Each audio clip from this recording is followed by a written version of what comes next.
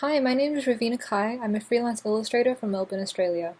In this video, I'll take you through my process as I create an illustration based on the fairy tale of Beauty and the Beast.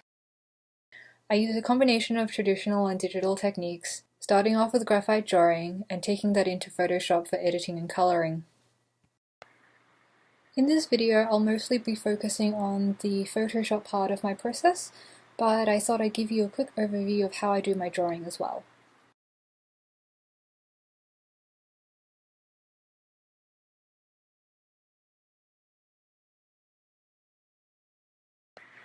The paper that I'm using is Strathmore Bristol board, the 500 series with the vellum surface.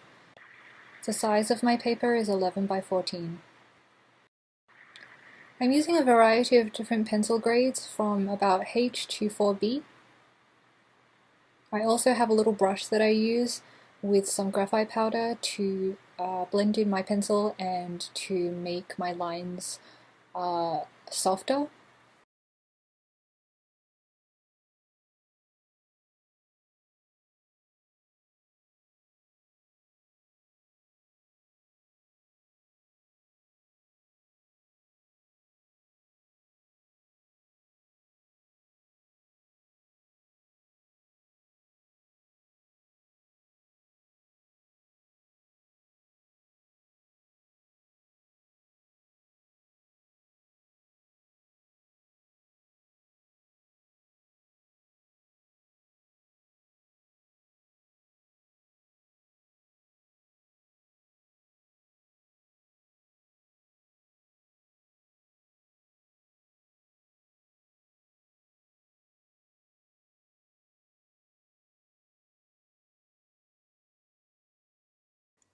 As I work, I'm using a small mirror to look at the reflection of my drawing. This is to check for any mistakes that I might have made.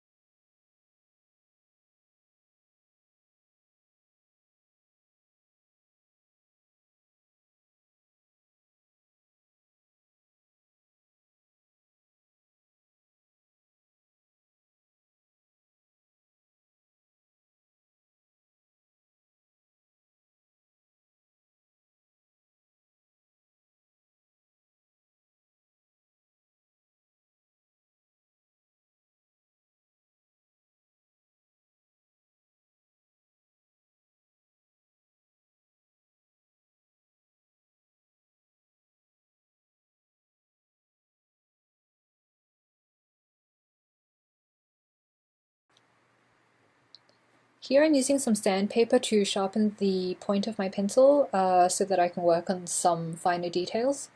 I can then use this graphite powder with a paintbrush to make softer edges in my drawing.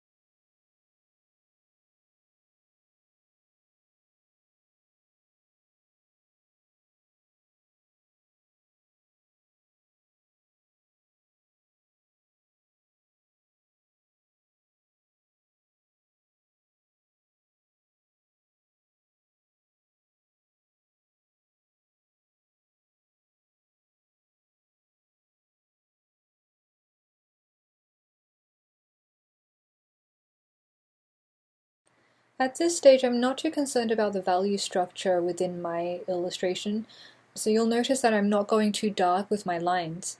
This is because it's easy to edit these things in Photoshop to make my lines darker and to add more shading. Right now I'm focusing on creating an interesting texture and also making expressive and sweeping pencil strokes that create a sense of movement and atmosphere within my image.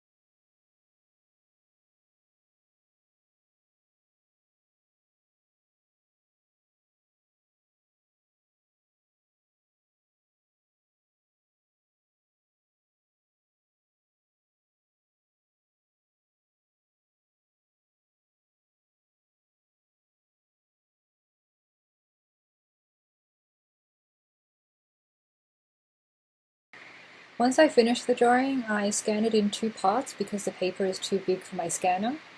I then use the photo merge function in Photoshop to stitch these two scans together. The scan is usually quite faded, so I usually start off by using levels to make my lines a little darker.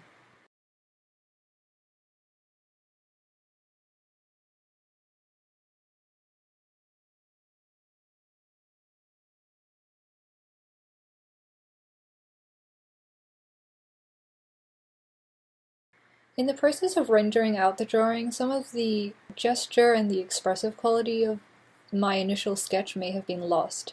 And so here I'm just using the liquify tool to edit and to shift certain areas to bring back that expressive gesture.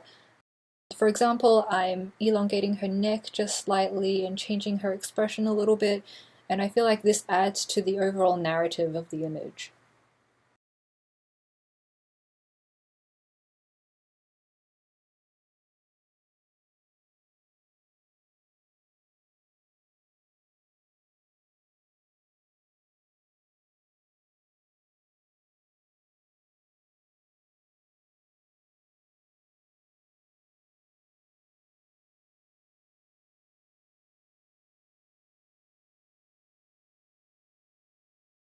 Sometimes the pencil texture can be quite harsh, so here I'm just picking a color close by and just painting directly on top of the scan to tone down the texture a little bit.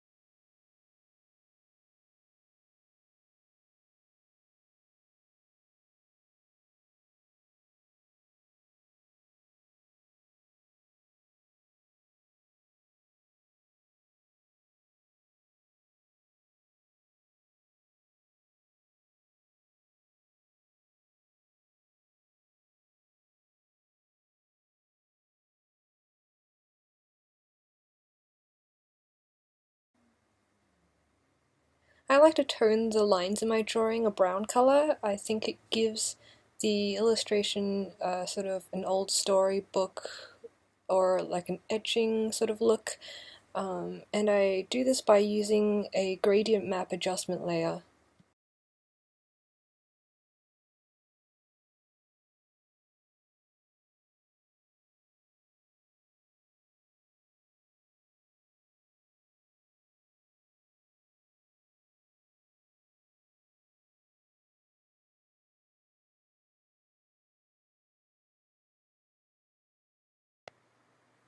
I'm now ready to begin shading in my image, and I'm working underneath the gradient map adjustment layer that I created earlier because I want everything to still be the same color as the pencil lines.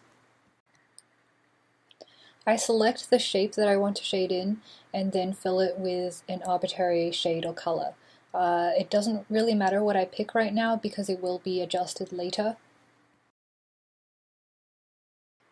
After I have my shape, I set the layer blending mode to multiply and then adjust the opacity of the layer until the shade looks just right. I also apply a blur filter to my layer so that my edges are nice and soft. This contributes to the atmospheric quality of the illustration.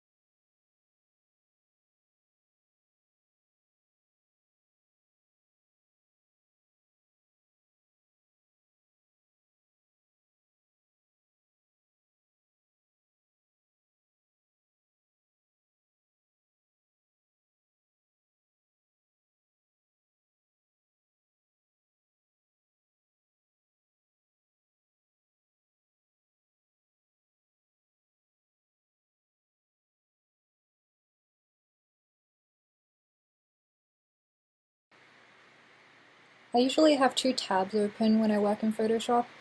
On the left is my main working area where I have my illustration open, and on the right I have a smaller tab where I keep all my references. I put all of my reference photos into one big collage, which I can then refer back to constantly.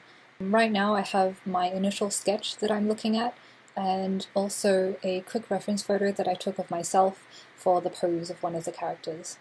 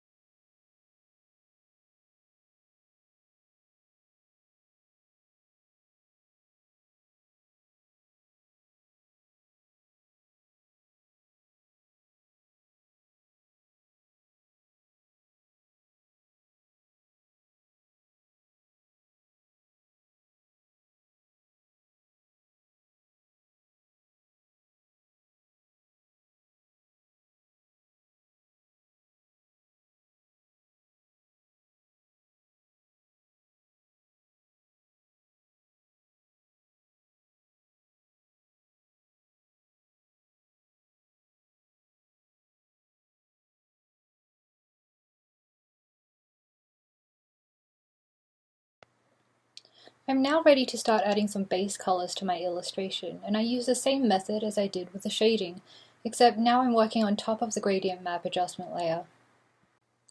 With a lot of the areas, instead of creating a new shape, I would just duplicate the layers that I used for the shading and move them above the gradient map adjustment layer. I color these layers by using the hue saturation panel. I select the colorize checkbox and then move the hue, saturation, and lightness sliders around until the right color comes up. I also sometimes adjust the opacity of these layers so that the color does not overpower the pencil lines.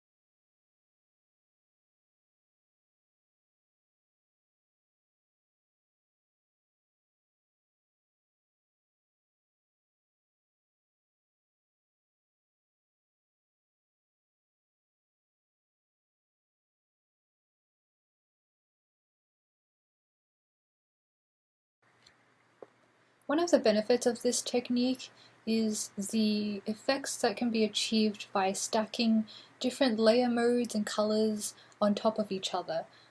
Because of this, it's hard to merge everything down and keep the same effects. For this reason, you end up with a file that has a lot of layers and it's very easy to get confused. So I keep my layers very organized in groups and subgroups, and I also color code them so that I can find a layer easily.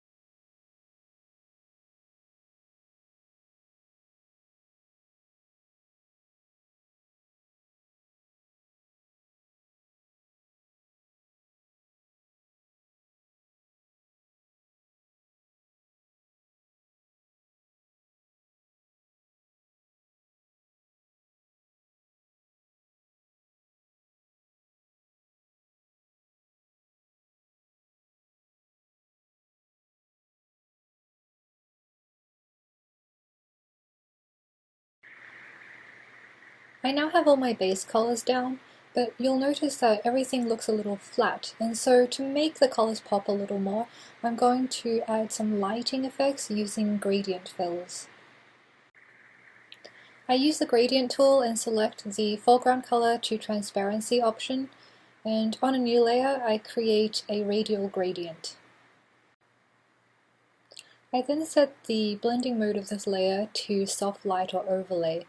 This really depends on the image, so just try both of them, or try one of the other blending options and see how it works.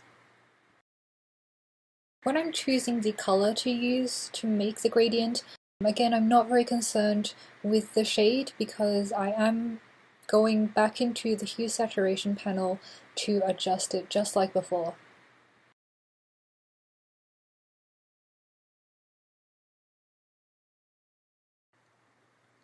Gradients create a glowing, luminous effect in the lighter areas of the illustration, which can make something look very beautiful.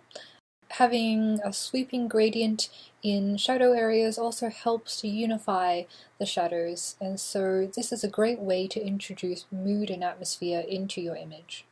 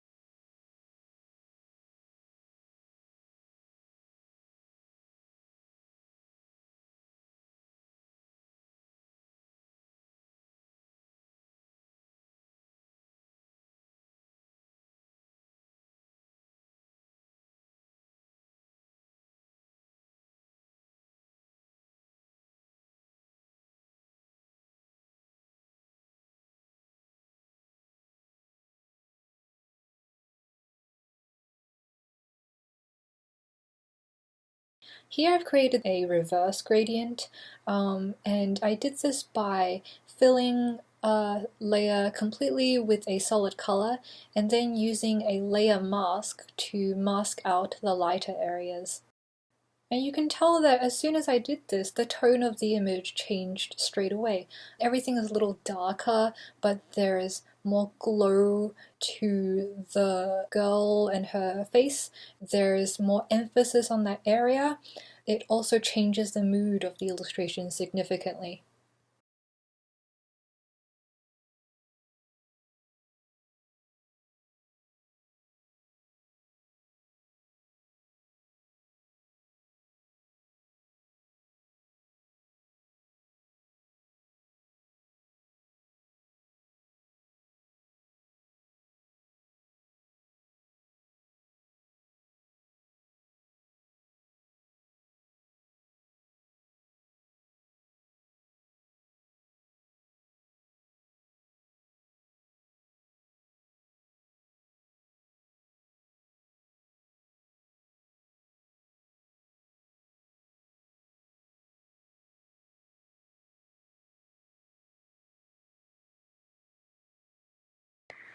As I'm working, I'm constantly flipping my image or using the rotate view tool to rotate the canvas.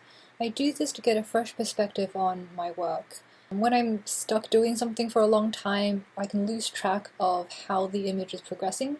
So looking at it from a different angle or from a different direction just helps me to spot any mistakes and to just look at everything from a fresh point of view.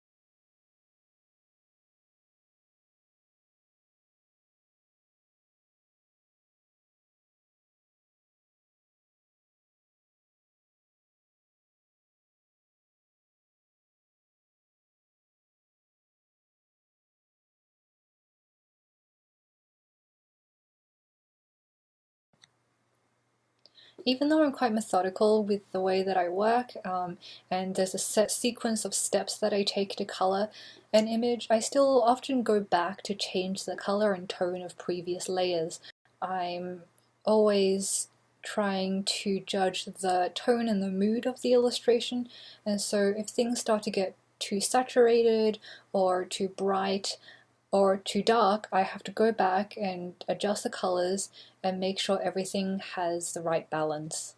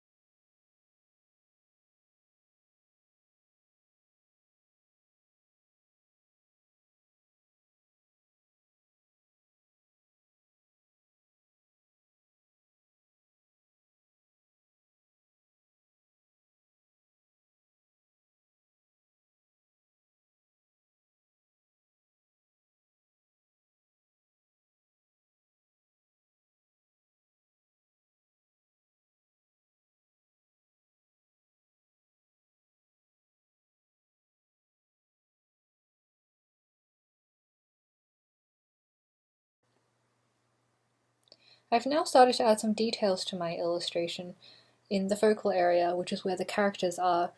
I've started a new layer on top of all my previous color layers, and I'm just painting directly on top of that.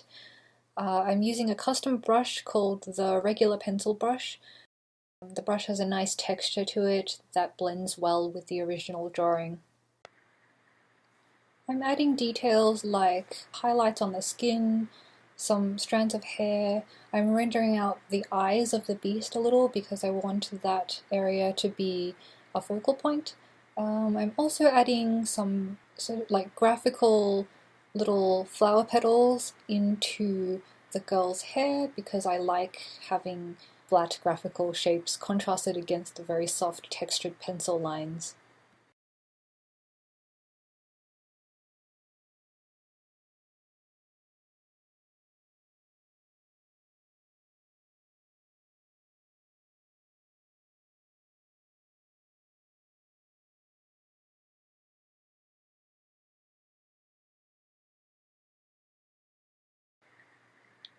You'll notice a little compass icon that keeps coming up, and that's when I'm using the rotate view tool to rotate the canvas.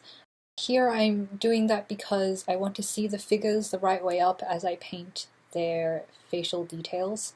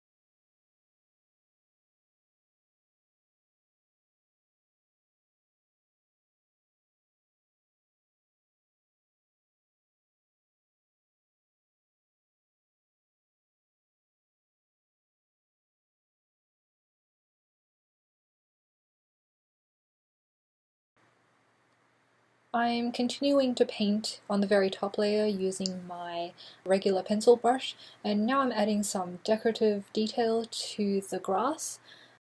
These little elements don't really contribute to the narrative or anything of the illustration, but I do enjoy adding them. I think having sort of these little areas of bright decorative detail helps to break up the shadow areas and just keeps the viewer's eye moving around the whole composition.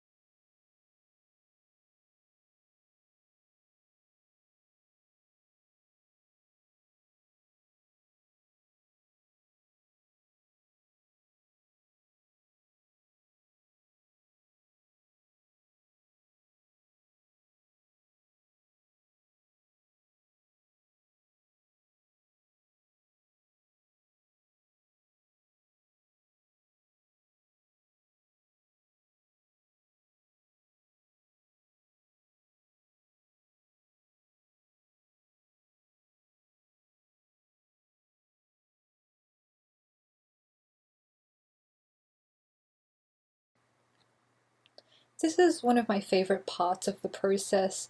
It's when I get to do what I call my swishy lines, and it's basically just some scribbles over the top of the illustration. Just like with the decorative details that I was adding before, these lines create a sense of movement and energy throughout the piece, and they're also very fun to make. I am putting down a stroke and then undoing that and then redoing the stroke. Sometimes it takes a couple of tries before I get exactly the right line and the right shape that I want.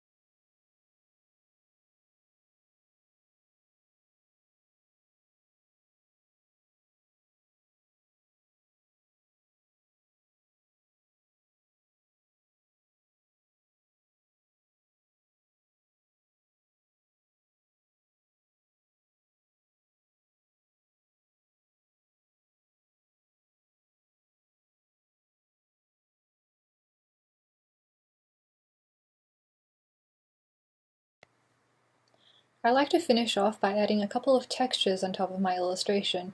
I think it helps to unify the entire image, and it also contributes to that old storybook look that I really enjoy. I get my textures online from a website called lostandtaken.com. They have a huge range of free textures that you can use for both commercial and personal projects. I just drop my texture into the Photoshop file and then I use the healing brush tool to get rid of any blemishes that I don't want. I also use the eraser to just erase parts of the texture. I then set the layer blending mode to multiply and I adjust the opacity down so that the texture is not too strong.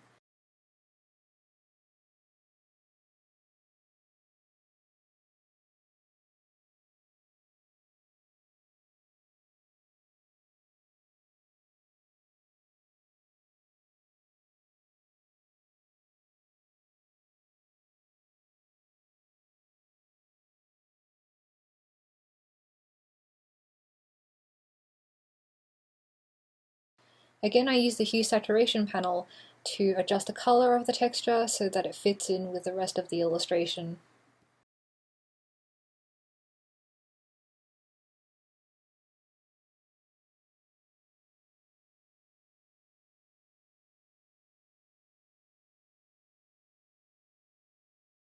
I add in some last-minute adjustment layers like levels to up the contrast and color balance to change my highlights to a cool blue color. This creates a sort of eerie and mysterious feel to the image that is perfect for the subject matter.